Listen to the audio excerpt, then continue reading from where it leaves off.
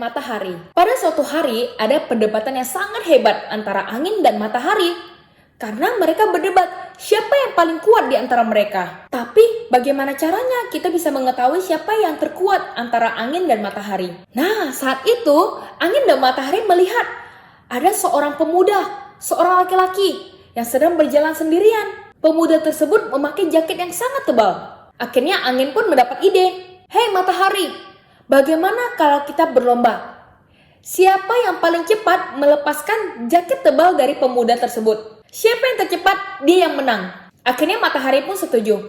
Oke, kalau gitu kamu duluan. Akhirnya angin pun mulai beraksi. Angin meniupkan angin sekuat mungkin kepada pemuda tersebut. Akhirnya jaket pemuda tersebut berkibar-kibar. Sangat kencang. Tetapi semakin kuat angin meniup, semakin kuat juga pemuda itu mengencangkan jaket yang dipakainya.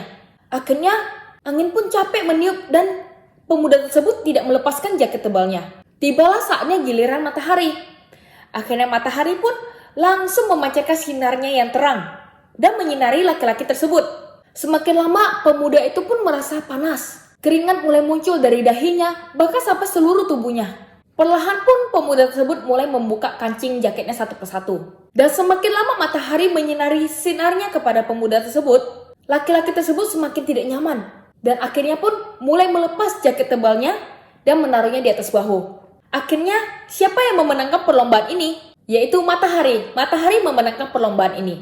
Adik-adik, apa yang bisa kita pelajari dari cerita ini? Di sini kita belajar bahwa kita tidak boleh membandingkan diri kita dengan orang lain. Tuhan sudah memberikan kita semua bakat, talenta, dan kemampuan kita masing-masing. Semuanya unik adanya. Matahari punya kelebihannya sendiri. Dan angin juga memiliki kelebihannya sendiri. Sama seperti kakak dan juga adik-adik.